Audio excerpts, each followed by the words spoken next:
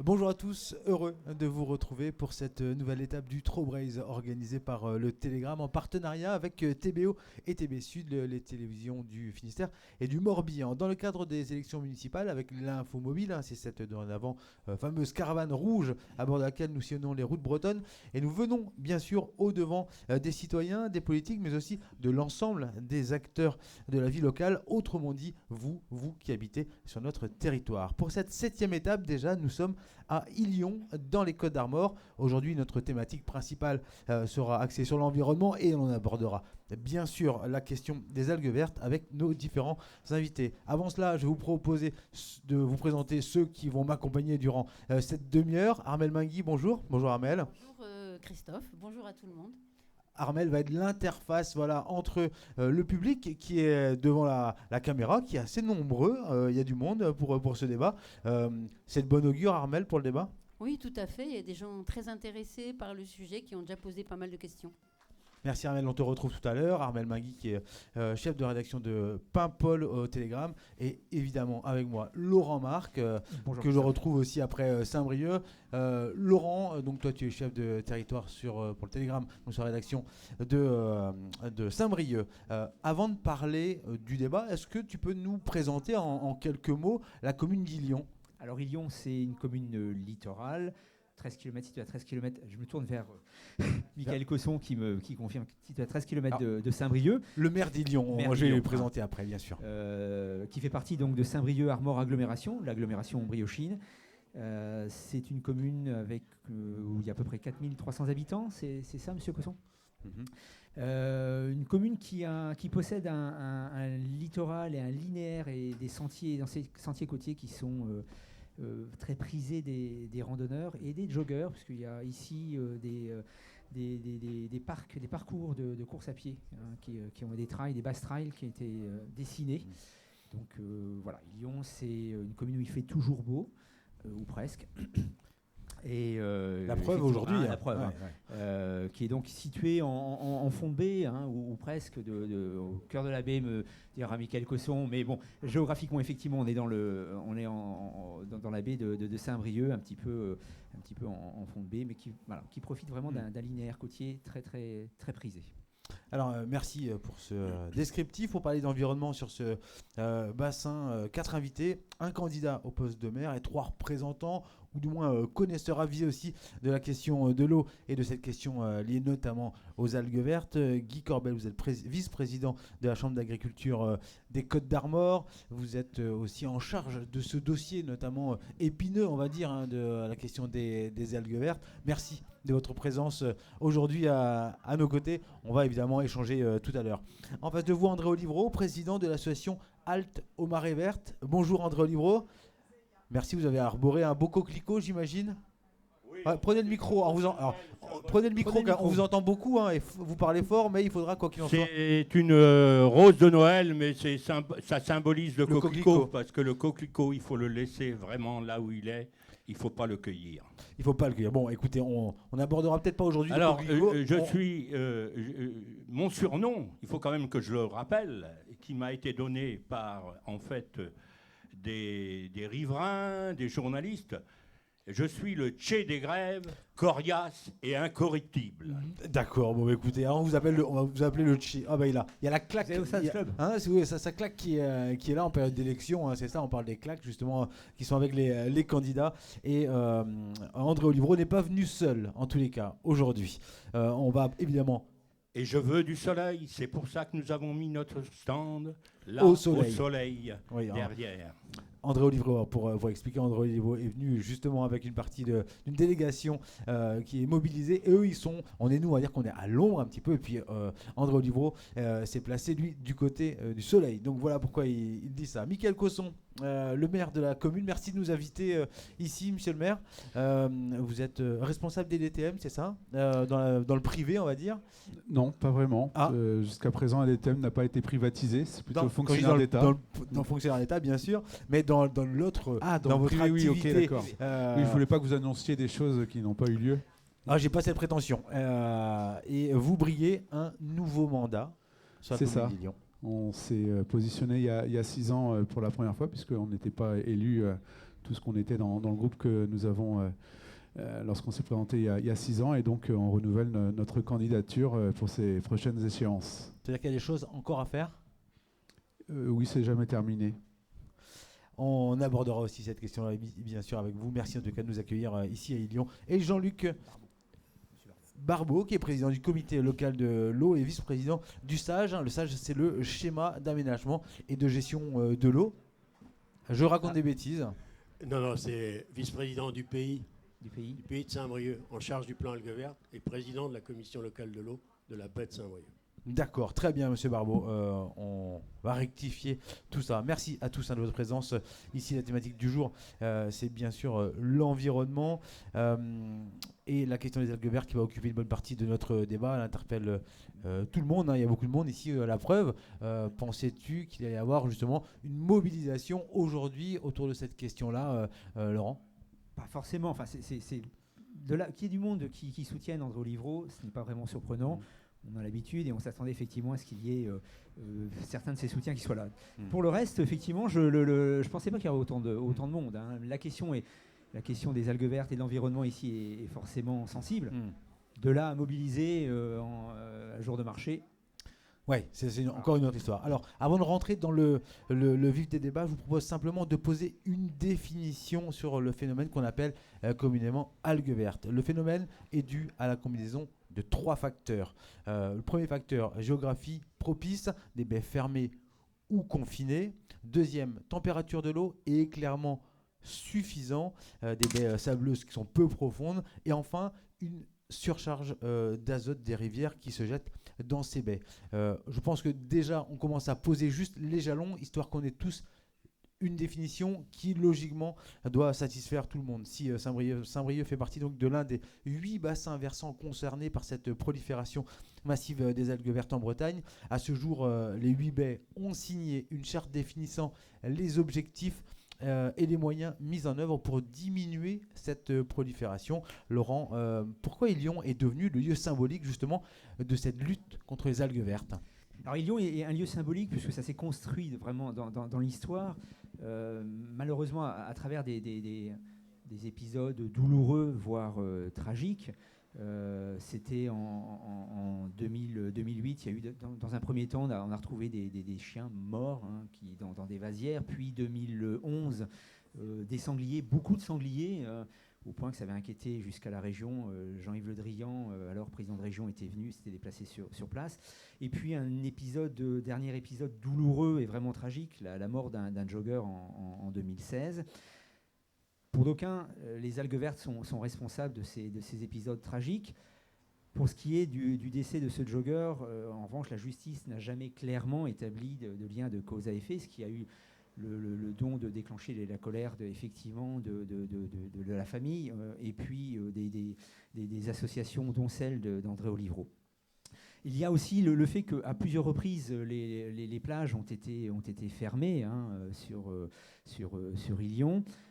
Tout ça fait qu'effectivement, c'est devenu un lieu symbolique, mis aussi en scène par les associations, je me tourne encore vers André Olivreau, qui ont réalisé des petits happenings pour symboliser, pour protester contre ces dépôts, la prolifération et les dépôts massifs d'algues vertes.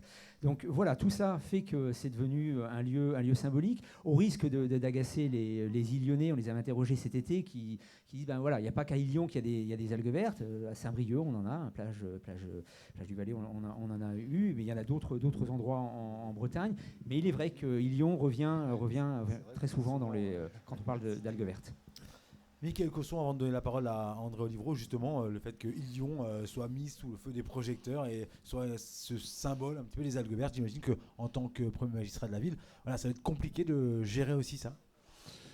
C'est vrai que c'est un sujet qui colle à la peau, qui revient justement à chaque saison, puisqu'on a un échouage qui intervient, on va dire, à la belle saison, à la saison estivale. Donc c'est un sujet qui revient de façon récurrente, avec en plus, en fonction des années, une importance plus ou moins importante, et donc un déferlement médiatique plus ou moins important.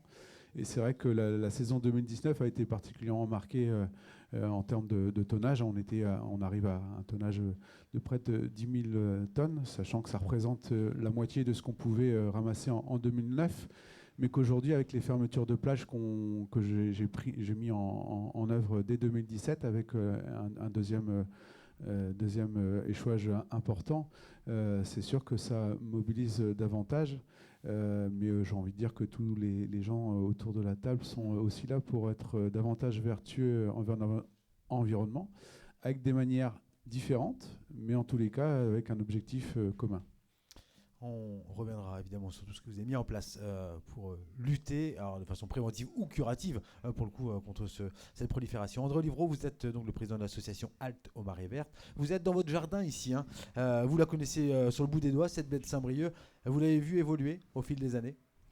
Oui, puisque mon oncle et ma tante avaient monté l'hôtel-restaurant de la Grandville dans les années 1936, même avant 1936. La Grandville, pour ceux qui ne connaissent pas, c'est une plage qui a quoi, 2-3 km d'ici. La plage d'Ilion, qui est la plus polluée en fait par les algues vertes. Donc moi j'ai connu cette plage comme d'autres riverains d'Ilion, de la Grandville. Bon voilà. Et c'est ce qui m'a... moi, je suis parti travailler en région parisienne et j'étais révolté à chaque fois que je revenais de voir ces algues vertes qui, au début, c'était de la salade. En 68, c'était de la petite salade. Et puis, c'est devenu, après, des marées vertes. Et en fait, en 2000, il y avait tellement d'algues vertes à l'entrée de la plage de la Grandville que des riverains se sont constitués en collectif qui s'est transformé en association. Et dès 2000, cette association, Halte aux Marées Vertes, a changé la donne. Pourquoi ? Parce que jusqu'à présent, des associations se battaient, aux rivières notamment, pour la qualité de l'eau. Donc il y a eu la grande manifestation en 98 à Binic avec des bouteilles. Bon, c'était la qualité de l'eau. Mais la nouvelle donne, c'est qu'une association dit, voilà, il y a des marées vertes. On va combattre ces marées vertes. Et puis on s'est dit, mais d'où elles viennent, ces marées vertes ? Donc à une équipe, on a interrogé tous les services qui s'occupaient de la qualité de l'eau. Et à ce moment-là, on s'est rendu compte qu'en fait, il y avait eu effectivement le colloque des pollutions diffuses en 99 à Ploufragan qui disait, voilà, les algues vertes ont pour origine à 95% l'excédent de nitrates produit par l'agriculture intensive. Et là, on a dit, il faut aller en justice. Tu t'en rappelles, Alain, puisque tu as été un des initiateurs de cette affaire. Monsieur Olivreau s'adresse à des gens qui sont à l'extérieur de la caravane de l'Infomobile. Voilà, et donc, on a gagné, nous, je fais court, en 2009, on a gagné, ce procès contre l'État. L'État a été reconnu responsable des algues vertes parce qu'il y avait plus de 5 à 10 mg de nitrate dans l'eau, responsable parce qu'il n'appliquait pas les directives de l'Europe et ses propres recommandations. Et en plus, responsable des dommages. C'est pour ça que maintenant, les élus peuvent se faire rembourser grâce à l'action que nous avons rembourser des frais de ramassage, et de traitement. Mais j'ai ici un dossier de 92. Oui, je suis trop long, mais je parlerai moins. Court, parce que sinon, la parole à tout le monde. En 92, je suis pas sûr que vous parliez moins. C'est ça le truc en fait. En 92, le maire d'Ilion, Madame Hébert, avait reçu Chirac et Madeleine sur le problème des algues vertes. Déjà en 92, il y a un dossier fort sur cette affaire-là. Jean-Luc Barbeau, au niveau du comité local de l'eau, justement, que dit cette prolifération des algues vertes sur la situation, justement, aujourd'hui ? Ça raconte quoi, cette prolifération des algues vertes ? Ça raconte ce que vous avez plus ou moins dit en introduction. C'est une baie fermée, avec des conditions qui font que la prolifération des algues vertes est très intense sur cette baie-là. Et que c'est vrai que l'objectif du plan algues vertes qui a été qui a été construit sur cette baie de Saint-Brieuc, c'est de limiter au maximum les fuites d'azote vers le milieu, quoi. C'est ça la philosophie du plan. Aujourd'hui, les agriculteurs, le monde agricole est pointé du doigt. Là, déjà, avec ce que vient de dire Monsieur Olivreau, quel constat a été fait et est-ce que rapidement, les chambres d'agriculture se sont accaparées de ce dossier-là, Monsieur Corbel? Ah oui, je crois que les chambres d'agriculture, depuis déjà de longues années, travaillent sur cet épineux dossier que sont les algues vertes. Mais voilà, ce qui est important de dire aussi, c'est savoir d'où on vient. C'est vrai que dans les années 70, entre 70 et 90, on a demandé aussi aux agriculteurs de produire. Voilà. Et donc ça, c'était important. Et c'est vrai que la problématique environnement, on l'avait peut-être un petit peu oubliée. C'est vrai que moi, je fais partie aussi de la génération des agriculteurs qui se sont installés dans les années 80. Et c'est vrai que l'environnement était peut-être un petit peu laissé de côté. Mais je crois que c'est important aussi de le rappeler que voilà, on avait cette fonction productrice et l'environnement avait peut-être été laissé un petit peu de côté. Par contre, dès la fin des années 90, dans les années 97, 98, sont arrivées déjà les premières réglementations concernant l'environnement pour essayer de préserver davantage l'environnement. Et donc les chambres d'agriculture, différents organismes ont pris le problème à bras-le-corps. Et c'est vrai que la Bretagne est quand même une des régions en France qui a fait le plus d'efforts en termes de qualité d'eau. Et c'est vrai que quand on regarde les courbes, on va pas les mettre, mais c'est vrai que quand on regarde la chute du taux de nitrate dans les rivières entre 2000 et 2020, on a baissé pratiquement de plus de la moitié. Aujourd'hui, on est aux alentours de 15-20 mg de nitrate dans les rivières. Et un autre point quand même sur lequel il est important, c'est le phosphore, parce que le phosphore qui est accumulé dans la baie de Saint-Brieuc est un élément aussi qui fait que les algues vertes ont tendance à augmenter aussi. Et donc le phosphore, c'est pas que l'agriculture, c'est les collectivités par tout ce qui est problème d'assainissement. Donc je crois que c'est quelque chose aussi qu'il faut mettre en parallèle. L'agriculture a sa part de responsabilité, mais voilà, c'est collectivement, comme nous disait le maire d'Illion, c'est collectivement qu'on pourra... Et depuis 20 ans, il y a eu énormément d'efforts qui ont été faits. Et c'est vrai que l'objectif qui était fixé par le plan algues vertes en baie de Saint-Brieuc, il est respecté. Ce que vous dites, en fait, c'est...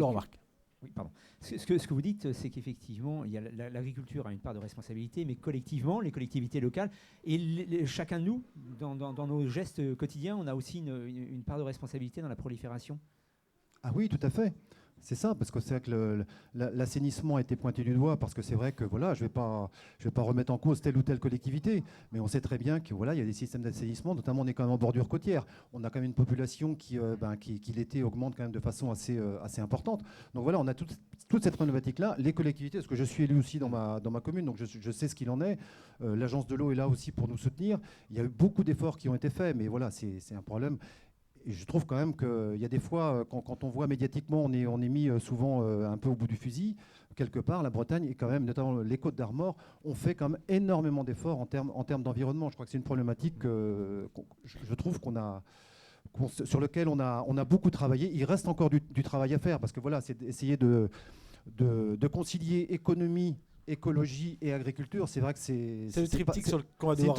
Voilà, c'est ça. On pourra le revoir tout à l'heure, mais ouais. Je crois que c'est... Si on veut préserver le tissu et préserver tous les emplois qui sont sur le territoire, je crois que c'est collectivement qu'on arrivera à mettre ces choses-là en place. Avant de redonner la parole à Mickaël Cosson, qui veut réagir visiblement à tout ça, Armelle, ça commence déjà justement aussi à réagir dans le public. Oui, en fait, il n'y a pas du tout de volonté d'agribashing dans le public. Enfin, moi, je n'ai vraiment pas entendu. Et je comprends que vous en parliez, mais voilà, il n'y a vraiment pas cette volonté-là. Tout le monde, je pense, sait aujourd'hui les difficultés du monde agricole et des fois la détresse même de certains producteurs. Malgré tout, il y a des voix de consommateurs ou de consommateurs qui se font entendre en disant que le modèle agricole, malgré tout, il est peut-être plus celui qu'il faudrait avoir aujourd'hui et que des emplois peuvent se trouver aussi dans d'autres modèles économiques et d'autres modèles agricoles. Donc c'est plus des réflexions assez sages d'ailleurs que des questions ou des attaques, parce que vraiment il n'y en a pas, mais plutôt une réflexion globale à avoir tous collectivement pour que ça se passe mieux et pour le monde agricole même d'ailleurs en priorité. On va revenir, merci Armelle. Est-ce que Monsieur le maire veut réagir aussi là-dessus, mais on va revenir tout à l'heure sur peut-être l'avenir, sur les mesures que vous êtes amenés à prendre tous collectivement pour agir dans le bon sens. Mickaël Cosson, avez-vous fait une croix, vous, sur le développement justement économique de votre territoire en refusant en conseil municipal, notamment l'extension de 2 porcheries il y a quelque temps sur le secteur d'Illion. Est-ce que voilà, il y a des choix à faire et on ne va pas pouvoir aller dans tous les sens en même temps?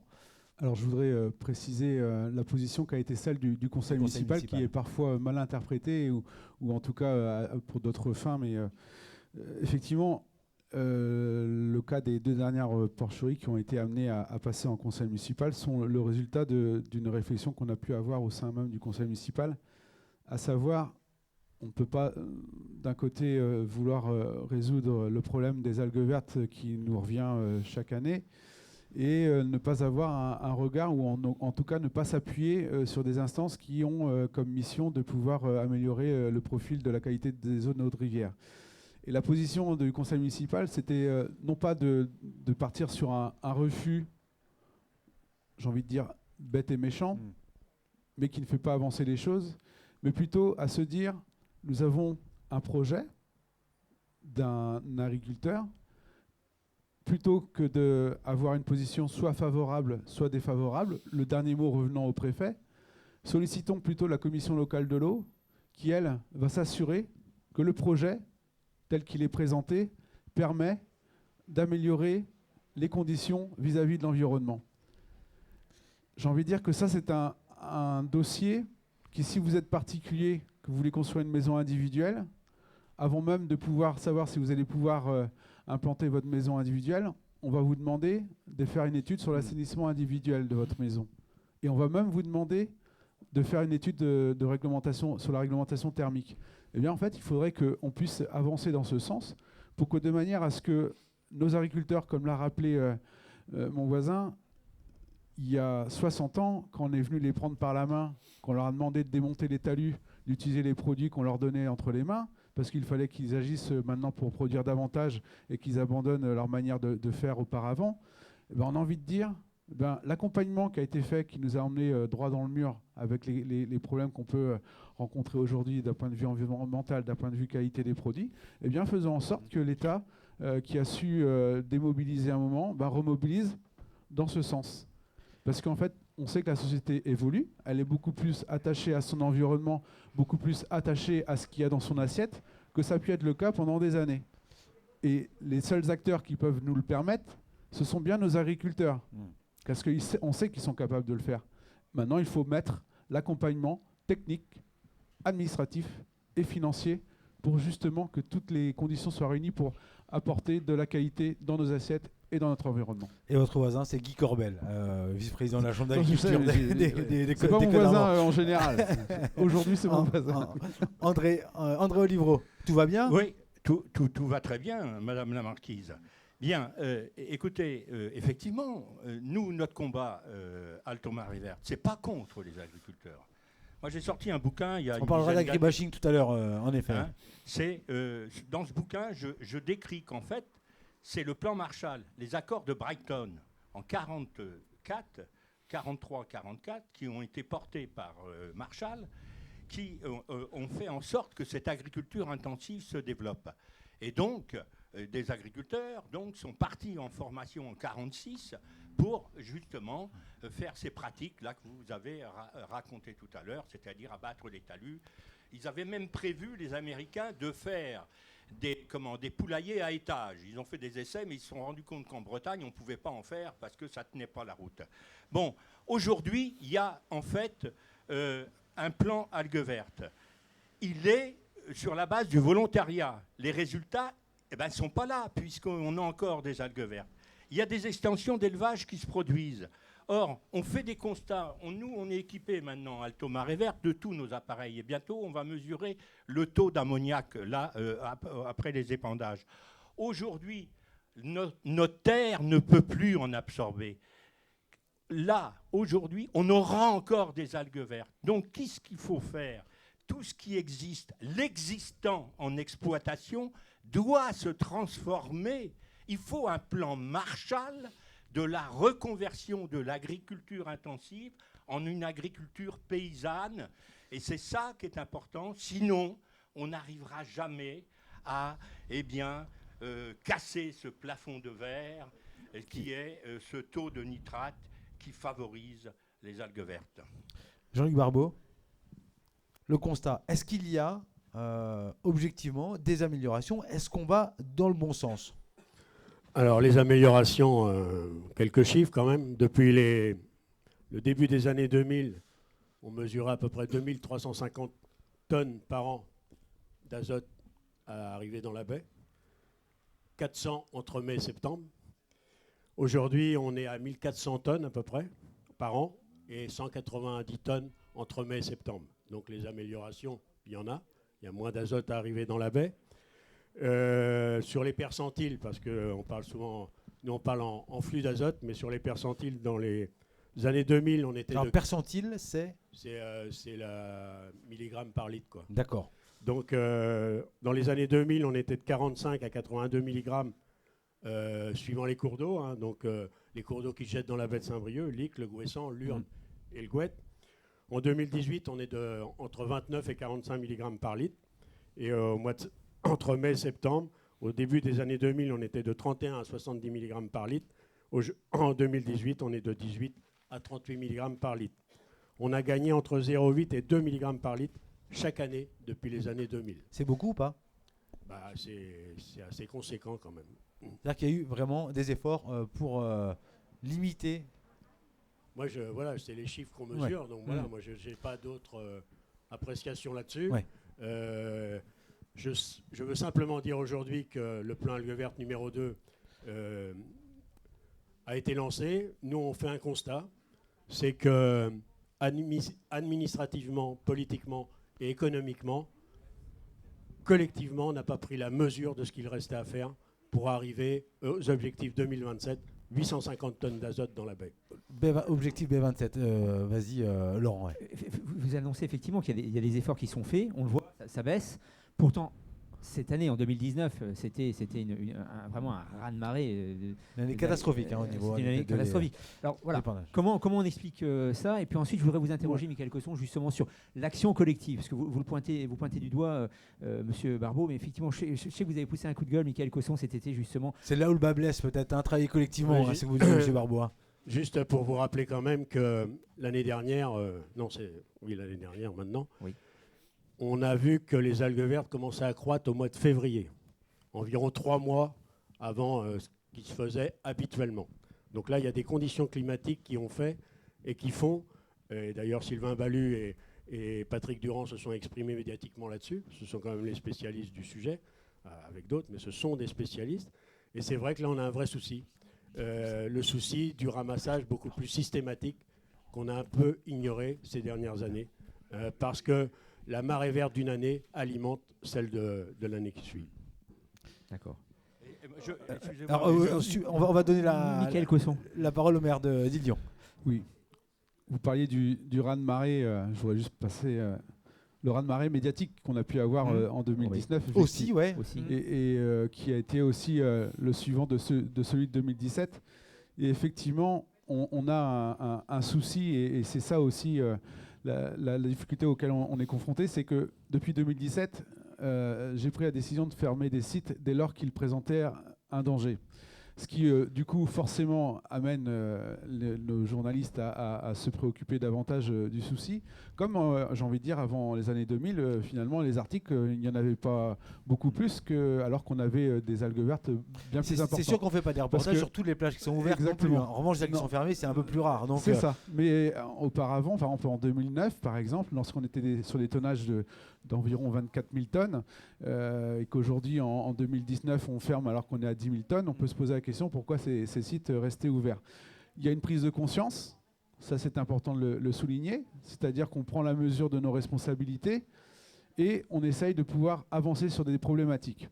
Il y a bien entendu une problématique en amont, on en a parlé, sur comment faire pour réussir à diminuer cette pression azotée qui fait que derrière ça nous amène des algues vertes, avec aussi, vous l'avez dit en introduction, on est dans la baie de Saint-Brieuc. Si on est dans la baie du Mont-Saint-Michel, on a une turbidité beaucoup plus importante qui fait que la prolifération des algues vertes n'a pas lieu. Nous, en fait, on a un indicateur, on va dire, de pollution qui est l'algue verte. Et c'est ainsi qu'on peut mesurer s'il y a eu des efforts de fait ou pas. Avec des chiffres, on se rend compte que celui-ci a diminué, mais on sait que la marche est encore haute pour arriver à nos 10 mg qui sont le seuil important pour justement éviter la prolifération des algues vertes. 2019, on est, comme l'a rappelé Jean-Luc Barbeau, dans une situation où on nous indique en février qu'on va avoir une arrivée massive d'algues vertes. Imaginez qu'un paquebot coule en février dans la baie de Saint-Brieuc. On nous indique que la nappe s'agrandit, puisqu'en fait, il n'y a pas eu de houle, il n'y a pas eu de conditions météorologiques suffisamment froides pour éviter sa prolifération. Un avril particulièrement ensoleillé, on nous indique que ça continue à évoluer. Toutes les Et nous, conditions sur étaient nos réunies, petites quoi. plages, on regarde la nappe qui va bientôt arriver. Et ensuite, on commence à ramasser. Mais non pas partout, puisque vous le savez, le ramassage tel qu'on l'exécute aujourd'hui, on est avec un tracteur et une remorque. Pour indication, ce sont des équipements que nos grands-parents ont pu voir découvrir dans le monde agricole, mais qui aujourd'hui, en 2019, on espère peut-être avoir certaines évolutions, en tout cas sur nos plages. Vous trouvez que c'est On archaïque ne ramasse que 5% sur nos 100% de nos sites. C'est-à-dire que ce tracteur, il peut aller que sur des sites, des sols meubles, des plages, mais tout ce qui est vasière, tout ce qui est rocheux, bien évidemment, il n'intervient pas. Et on doit s'en satisfaire. Moi, mon coup de gueule, c'est pas 6 semaines de coup de gueule, c'est juste, depuis 6 ans, c'est de dire, il y a du travail à faire en amont, mais en aval, on peut peut-être aussi avancer. Et aujourd'hui, lorsqu'on est dans la 5e baie du monde, quand vous voyez le petit tracteur au loin, vous dites que sa journée ne va pas être terminée. Surtout qu'en plus, il y a le rythme des marées pour lequel, en fait, il doit faire avec. Donc, l'appel à projet qui a été lancé par l'État, c'est enfin une écoute à nos demandes qui était de dire évoluons sur le ramassage. Lorsqu'on a un stock important, n'attendons pas qu'il s'échoue. Vous imaginez si on faisait ça pour un paquebot, mais on dirait que les gens, ce sont des irresponsables. Aujourd'hui, c'est ce qui se passe pour nos marées vertes. Et ce, d'autant plus combiné avec la fermeture de l'usine d'Antique de retraitement ou traitement des algues vertes qui a posé vraiment problème cet été. Cet été, il a posé un problème effectivement pour des conditions avec les riverains et puis aussi des conditions de sécurité. Vous imaginez en 2009 quand ça allait à la Vilain de Loup sur une plateforme et qu'il n'y avait aucune sécurité, ce que ça aurait pu être si on avait une prise de conscience comme on l'a aujourd'hui. Donc ce que vous dites, c'est qu'effectivement on est dans un mode un peu archaïque pour l'instant, tant dans le ramassage. On sait que les algues vertes vont arriver, on ne fait rien, on attend. Il n'y a pas de préventif. Il n'y a pas de préventif pour l'instant. En tout cas, sur le ramassage, il n'y en a pas aujourd'hui. Et le but de l'appel à projet, c'est de pouvoir apporter des solutions qui nous permettent de diminuer ce stock lorsqu'on sait qu'il est important. Par exemple, cette année, là, on a un survol qui doit avoir lieu ces prochains jours, avec les houles qui ont pu avoir lieu, avec du coup les conditions météorologiques. Ça remue encore aujourd'hui. Hein. On sait que derrière, il y a un stock qui a été donc du coup désagrégé. Mais ça ne signifie pas que ça peut nous revenir. Le réchauffement climatique, parce qu'on parle d'environnement, là on parle que d'algues vertes, mais il y a d'autres choses aussi à travailler. Bien sûr. Et on peut peut-être l'aborder aussi, parce qu'ils y ont fait autre chose que produire des algues vertes. D'ailleurs, on n'est pas après, producteur. Il y a le développement urbain aussi qui est là. Hein. On en a parlé, le développement urbain. Lorsque vous avez la gastro qui est intervenue auprès des parcs à 8, elle ne vient pas de nulle part. C'est sûr. André Livreau. Oui, moi, ce que je dis, l'année dernière, effectivement... Mettez le micro près de votre... Sylvain Ballu avait prévu qu'il y allait avoir un tsunami d'algues vertes. Bon, dès mois de janvier, d'ailleurs, au niveau du sage de l'Agnon. Et le problème, moi, là où je dis il y a faute grave de l'agglomération de Saint-Brieuc, c'est de ne pas avoir anticipé les moyens de ramassage. Parce que quand même, il y a quelques années, nous avions pour ramasser 3 dameuses de Savoie qui permettaient de ramasser efficacement et de pouvoir amener ça, disons, au centre de l'Aunay-Lantique. Sachez aussi que le centre de l'Aunay-Lantique n'est pas suffisant pour les tonnages échoués aujourd'hui. Vous allez les voir, ils nous disent bien qu'il faudrait encore un 2e, voire un 3e centre de traitement des algues vertes.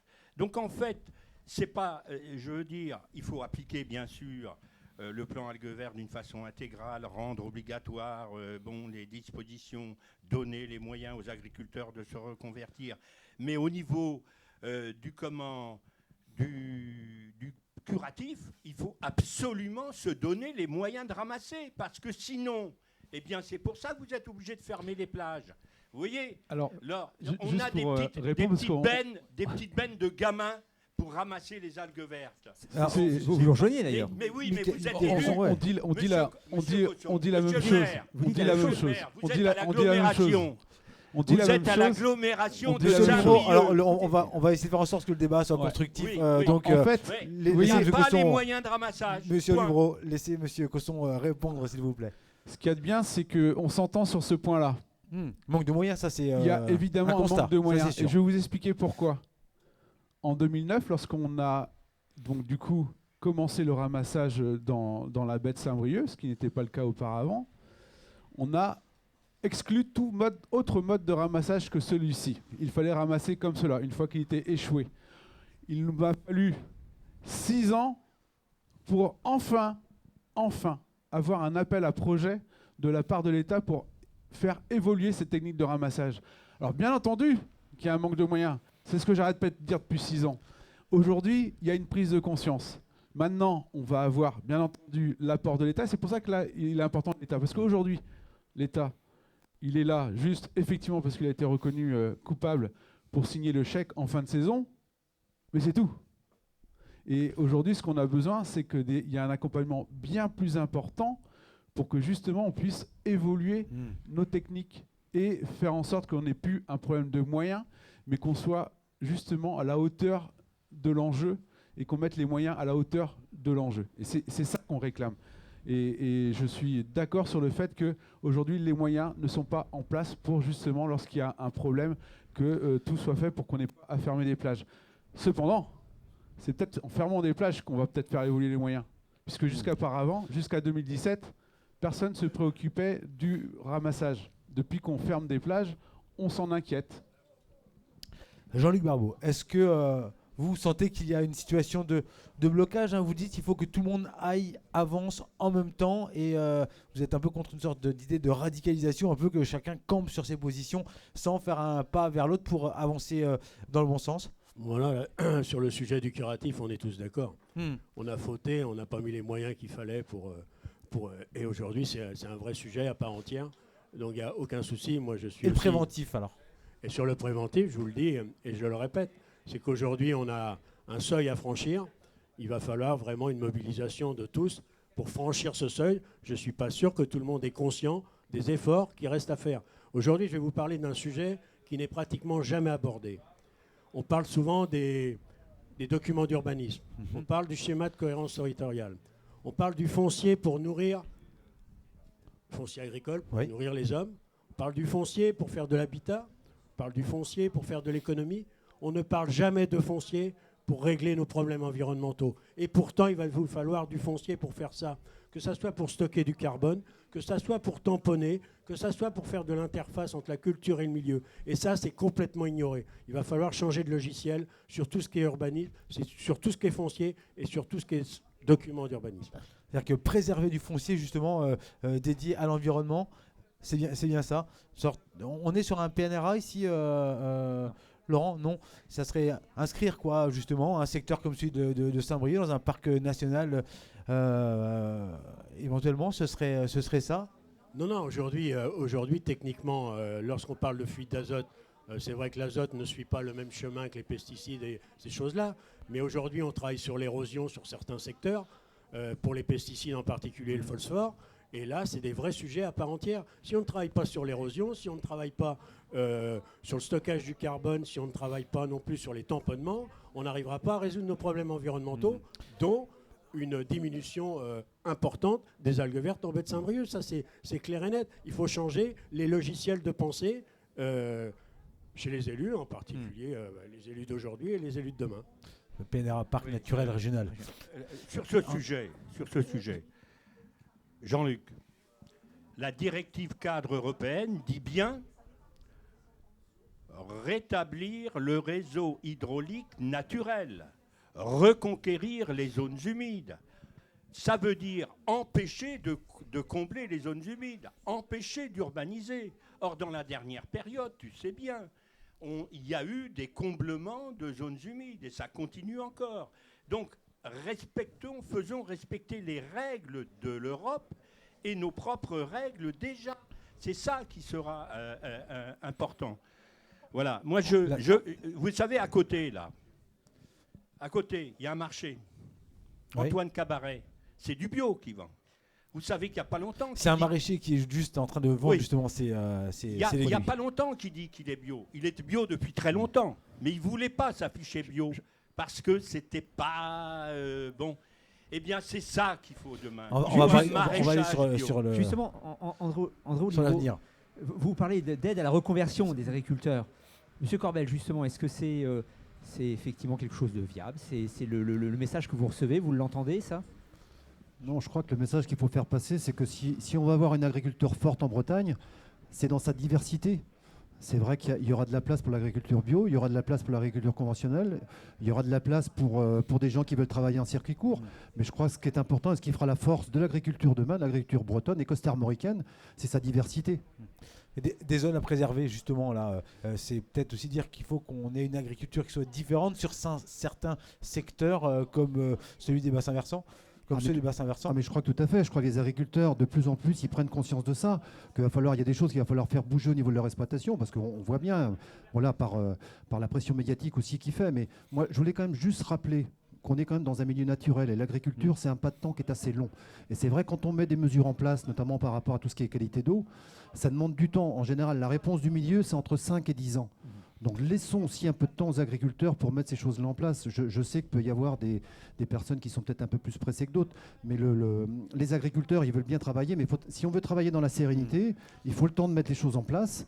On va pouvoir parler de ce qu'il va falloir faire. C'est vrai que Jean-Luc, je suis d'accord avec lui, il va falloir changer il y a des mentalités qu'il va falloir changer un petit peu, il va falloir bousculer un petit peu les choses. La marche semble haute, d'après ce que dit Jean-Luc Barbeau. Non, elle n'est pas haute, mais je crois que les agriculteurs, de toute façon, c'est comme ça, de toute façon, on s'adapte. Et moi, ça fait 30 ans que je suis agriculteur et on s'est adapté sans cesse. Et je crois que c'est un challenge aussi, et personnellement, c'est très intéressant de pouvoir... Voilà, il y a des choses qu'il va falloir bouger au niveau des exploitations.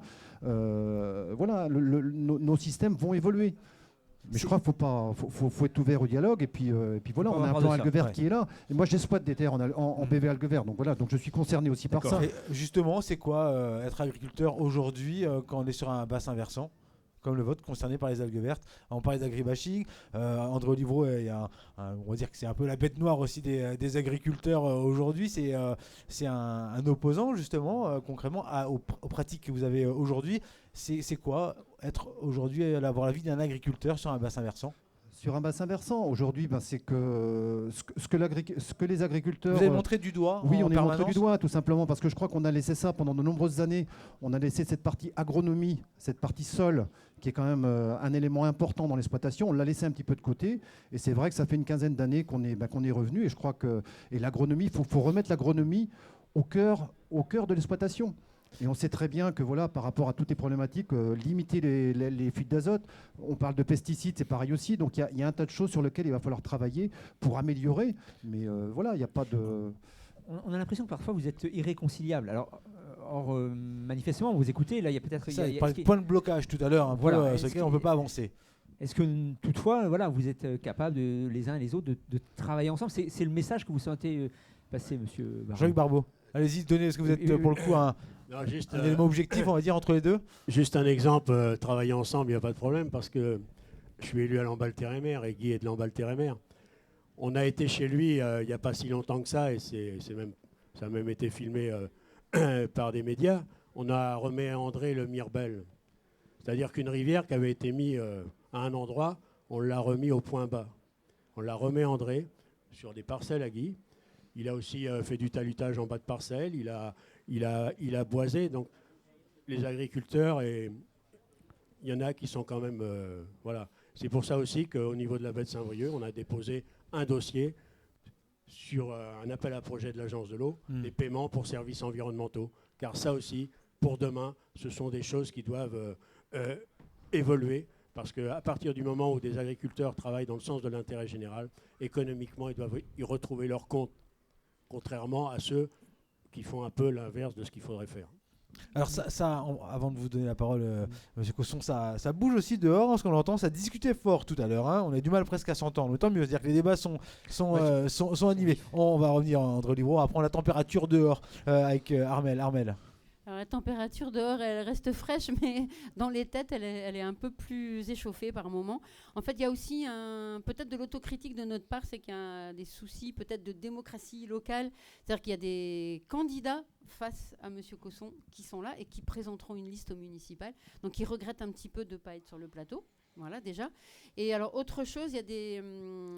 par rapport au modèle agricole, ça, c'est quand même quelque chose qui est beaucoup entendu ce matin, et des gens expriment un certain ras-le-bol face à de nombreuses chartes, à de nombreux plans, genre Bretagne au pur, avec beaucoup d'argent public dépensé depuis des décennies, pour finalement en être toujours au même stade et avec un modèle agricole qui est vraiment à revoir. Et là, il y a une volonté forte, c'est-à-dire que des agriculteurs pourraient continuer d'exister, il n'y a aucun problème pour que l'agriculture continue d'exister, mais sur d'autres modèles. Et ça, on l'entend quand même beaucoup.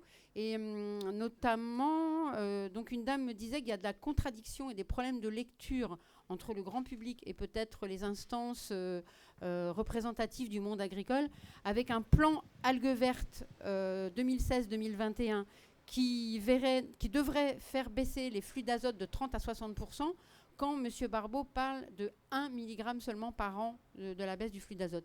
Donc il y a un problème de lecture visiblement entre le grand public et les consommateurs et vous. Et voilà, donc il y a quand même beaucoup de questions sur ce modèle agricole. Et qui n'est pas de l'agribashing, M. Corbel, pas du tout, mais avec simplement des agriculteurs qui pourraient juste vivre autrement et peut-être aussi, eux, produire autrement, tout en gardant des exploitations. Non, mais juste après, il faut que le consommateur aussi soit... voilà, il veut un certain prix aussi. Et donc voilà, il veut pas payer le produit agricole. Voilà, c'est ça. Bah, si, c'est ce qu'on remarque quand même, quoi. Donc voilà. Donc si on veut mettre le prix, ben il faudra. C'est vrai que c'est compliqué, quoi. Ouais. Il y a des fois une incohérence entre le consommateur et ce que lui propose l'agriculteur. Alors, ce qu'on va faire, on va inviter quand même à monter dans la caravane les personnes qui montent une liste justement au poste de la candidature de maire au municipal. Oh, venez ici, venez ici, parce qu'en fait il y a les caméras, les micros et tout ça, c'est technique. Merci à Armel, vous allez prendre part, on va vous laisser le micro. Qu'est-ce que vous, justement, est-ce que vous pouvez décliner vos noms, prénoms, s'il vous plaît, et puis nous dire un petit peu quelle réaction vous avez par rapport à ce débat que forcément vous connaissez aussi, celui des algues vertes sur Élion. Alors, vous allez vous tourner vers là, parce que les gens, je vais vous donner un micro. Oui, alors dégainer, non, j'aime pas trop le terme, mais tourner le dos au public, j'aime pas non plus. Donc, si je peux me mettre 3/4 pour que... Non, bon, d'accord. Alors, Olivier Leva, c'est vrai que... un collectif citoyen s'est monté sur Élion. Il travaille donc depuis décembre pour faire des propositions donc, aux habitants. Et la thématique des algues vertes, forcément, est revenue au cœur des débats. Bon. Moi, depuis ce matin et depuis le début de l'intervention, j'ai entendu pas mal de choses. J'ai entendu que rien n'a été fait depuis... ou rien n'avait été fait avant. Manifestement, on ne partage pas tous les mêmes lectures. Dans un second temps, l'approche collective. Ce qui me gêne, c'est d'associer Élion et les algues vertes. Quand on regarde ce qui se passe dans la baie de Saint-Brieuc, on a une réserve naturelle où il y a des problématiques d'algues vertes, mais il y a également des problèmes de vasières.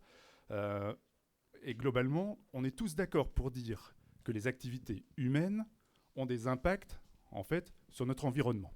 Et qu'est-ce qu'on fait ? On est en train de saucissonner, en fait, les actions, alors que s'il y avait une action collective de l'ensemble des élus, et c'est un peu ce que disait M. Barbeau, c'est qu'à un moment donné, il va falloir qu'on sorte de l'approche individualiste pour avoir une approche groupée, où forcément, j'ai lu là dernièrement dans la presse, une préconisation de création d'un collectif de sauvegarde de la baie. C'est clair qu'à un moment donné, il va falloir qu'on en passe par là, parce que si on avance tous en ordre dispersé, on aura des réponses d'ordre dispersé. Là où je vous rejoins, c'est qu'effectivement, il ne faut pas opposer les modèles, mais par contre, il faut se prendre le temps de la réflexion. Et c'est pour ça qu'à un moment donné, au niveau notamment du dernier conseil municipal, la proposition d'un moratoire avait tout son sens. Un moratoire, c'est pas 5 ans, c'est pas 10 ans, ça peut être 1 an ou 2 ans pour rassembler autour d'une table l'ensemble des acteurs parties prenantes à la question, et prendre le temps, tout en associant les habitants qui seront concernés, pour trouver les solutions les plus adéquates. Est-ce une compétence justement de la commune, de la gestion de ces algues vertes aujourd'hui ? Est-ce que finalement c'est à votre échelle que vous pouvez agir efficacement ? Alors tout d'abord je voudrais répondre sur effectivement Élion n'est pas le producteur d'algues vertes et effectivement comme vous l'avez dit il y a des marées vertes qui peuvent intervenir un peu partout en Bretagne. Ça, on en est conscient et j'en suis pleinement conscient puisque, étant sollicité la plupart du temps lorsqu'il y a une marée verte, effectivement, on aimerait que d'autres puissent être sollicités collectivités pour apporter leur éclairage. Et je considère aussi que le collectif citoyen qui s'est constitué, qui est en cours de constitution, que la problématique des algues vertes soit un des points importants. Je veux bien le comprendre puisque ça a été aussi celui, mais pendant 6 ans, de notre mandat, d'un collectif citoyen qui s'était créé il y a 6 ans déjà. Préciser aussi que nous sommes tous conscients qu'il faut évoluer, non pas en saucissonnant le problème, mais en ayant un point de vue environnemental sur l'ensemble. Ça signifie quoi? C'est-à-dire que les collectivités, elles ont un rôle à jouer. Elles ont un rôle à jouer à travers leur restauration collective. C'est-à-dire qu'aujourd'hui, lorsqu'on parle de changer le modèle agricole, il faut quand même qu'il y ait des clients en face. Et les collectivités ont leur part à apporter. Donc nous, on est passé de plus de 50% de produits locaux, 50% de produits locaux, 25% de bio. Donc l'idée, c'est de tendre encore plus. On parle de circuit court. Oui, circuit court. Ça, c'est une réponse. C'est pas la seule, mais ce sont aux collectivités de s'emparer de ce sujet-là. Et lorsque vous éduquez des enfants à manger du local, ils en parlent chez eux et vous éduquez les parents. C'est un vecteur de pouvoir y contribuer. Nos déplacements, on parle de l'activité humaine, nos déplacements. Il y a plein de choses sur l'environnement qu'on ne va pas évoquer parce qu'on parle encore que des algues vertes, mais Lyon est bien entendu assez, on ne va pas dire avant-gardiste, mais en tout cas impliqué dans cette chose. Le zéro phyto, ça fait depuis 2008. Pour les communes, ça ne fait que, c'est rendu obligatoire que depuis 2 ans. Et c'est tout cela qui va aller dans le sens de l'environnement. Et effectivement, il ne faut pas prendre qu'un petit bout. Les problèmes environnementaux, il y en a beaucoup aujourd'hui, parce qu'on ne s'en est pas préoccupé pendant très longtemps. Un exemple aussi. Rapidement, Monsieur Cosson. Rapidement. 2 permis de construire pour lesquels en fait, les gens ont pu largement s'exprimer, quitte à solliciter un moratoire, tout ça. Ce sont 2 permis de construire qui ont eu lieu pendant ce mandat, que nous avons décidé de soumettre au débat du conseil municipal, qui a été largement débattu avec l'association Halte aux algues vertes qui était présente au sein des 2 conseils municipaux. Aujourd'hui, ces dossiers, nous avons sollicité la commission locale de l'eau en sollicitant la chambre d'agriculture ainsi que l'agglomération pour qu'ils sollicitent la commission locale de l'eau. Important, puisque derrière, ça signifie que ce sont les principaux acteurs qui sollicitent la commission locale de l'eau pour avoir un avis sur ces 2 extensions de porcherie. Un avis consultatif. Le mandat précédent, 4 extensions de porcherie, pas l'occasion de les mettre en conseil municipal. Pourtant, 2012 et 2013 étaient quand même des années où on était vraiment impliqué dans la démarche de l'algue verte. Ça, c'est une réalité. On ne peut pas combattre d'un côté et pas vouloir faire changer les choses de l'autre côté. Nous, on essaye de pouvoir justement, avec la commission locale de l'eau, avec la chambre d'agriculture, de pouvoir apporter ce changement qu'il est nécessaire d'apporter puisque les gens le veulent. On arrive rapidement sur la fin de l'émission. Alors, vous allez tous avoir la parole d'une manière ou d'une autre. Il n'y a pas de souci. André Olivreau. Et maintenant? Oui, moi, ce que je voudrais dire, c'est, si vous voulez, j'ai découvert que les algues vertes, en se décomposant, produisaient de l'H2S. Je le savais depuis 82, puisque je travaillais au centre de recherche de gaz de France. Mais je ne savais pas que ça pouvait tuer. C'est la mort des chiens qui a révélé qu'en fait, ça pouvait tuer. Et puis après, on a su autre chose.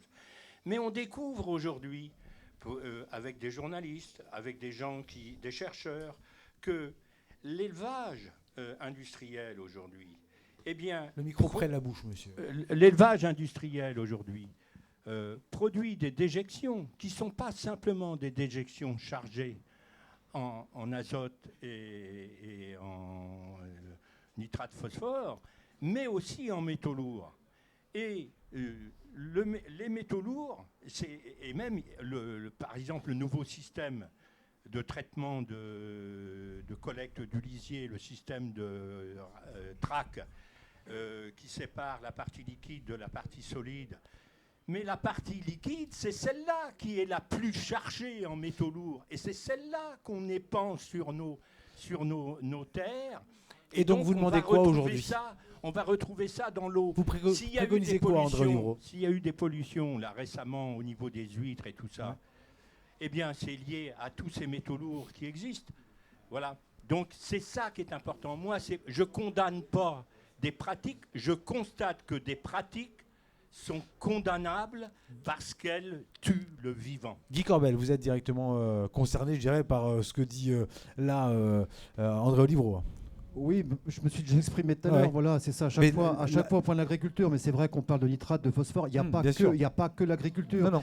Et c'est pour ça que le phénomène algue verte, c'est un phénomène très complexe. Voilà, on a vraiment une topographie des lieux sur la baie de Saint-Brieuc qui favorise cette prolifération d'algues. Mais c'est un phénomène très complexe et je crois qu'il faut l'analyser. Tous les scientifiques, je crois, on a en plus. On parlait tout à l'heure de changement climatique. Le fait que la température de l'eau va augmenter va certainement modifier l'écosystème dans la baie de Saint-Brieuc. Donc voilà, c'est toutes ces choses-là qu'il faut prendre en compte. Voilà. Mais après, je ne sais pas si j'aurai la parole pour.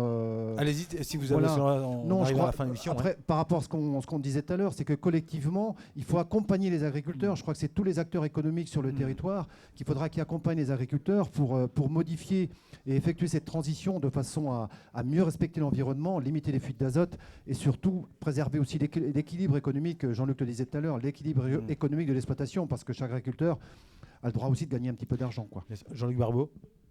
Non, juste revenir sur les 60% tout à l'heure. Quand je parlais de 60%, c'était on ne parle pas des mêmes choses peut-être. Non, c'était sur les flux d'azote. On ne compare pas les concentrations et les flux. C'est 60%, 2400 tonnes aux années 2000, 2027, 850 tonnes. On est à peu près à 60%. Ça n'a rien à voir, c'est pas sur les concentrations. Donc les percentiles. Simplement vous dire quand même que les algues vertes en baie de Saint-Brieuc, c'est de toute façon la partie visible d'une transition écologique qui n'est pas aboutie. C'est clair et net. Et demain, par rapport à ce qu'a dit monsieur, je pense qu'on est en pleine période d'élection municipale. Oui. Demain, il va falloir changer l'organisation budgétaire de toutes nos collectivités. Parce qu'aujourd'hui, tout ce qui concerne l'environnement, le climat, la transition écologique, la transition énergétique et le climat et toutes ces choses-là ne sont pas pris à la juste valeur. C'est-à-dire qu'aujourd'hui et demain, sur des enveloppes contraintes au niveau budget, il va falloir remonter ces budgets environnement à un niveau supérieur qu'ils le sont aujourd'hui. Donc voilà, moi, ma conclusion, si vous le voulez bien. Merci Jean-Luc Barbeau. Alors, un mot. Donc, vous allez vous déposer une liste, c'est ça, pour le 27 février, de citoyennes bien avant, ok. Et vous aviez une question justement à poser. Alors, c'est pas une question à poser, c'est un peu pour compléter le propos, et notamment le propos de M. Barbeau, que je remercie. C'est qu'à un moment donné, il va falloir aussi qu'on se pose la question de la relecture des normes, puisque les temps ont changé, ils ont évolué, et les normes, elles, par contre, sont restées fixes. Or, on sait bien que c'est à travers le travail sur les normes qu'on arrivera bien à faire évoluer les pratiques, puisqu'elles s'imposeront. Merci à vous. Un dernier mot, monsieur le maire, Michael Cosson. Quel bilan, quel mot de fin aujourd'hui, justement, pour cet avenir-là, sur lequel vous allez devoir tous travailler. Il y a des points d'accord, il y a quand même des lignes vers lesquelles on va devoir tendre pour améliorer la situation. Eh bien, aujourd'hui, c'est effectivement relever le défi de franchir la marche des moins de 10 mg de nitrate par litre dans nos rivières, pour justement enrayer le fléau des algues vertes, et le faire justement avec les principaux acteurs que peuvent être le monde agricole, mais aussi les collectivités, mais aussi le consommateur, mais aussi toutes les scientifiques qui peuvent justement apporter leur contribution à nos problèmes d'échouage l'été, et faire en sorte bien que nos plages soient accessibles tout au long de l'année, que nos assiettes soient remplies de produits locaux, et que tout ceci se fasse de manière vertueuse. Dernier mot, André Livreau. La baie de Saint-Brieuc, c'est la 5e baie du monde en superficie, en marnage. En marnage. Voilà. C'est technique. Oui.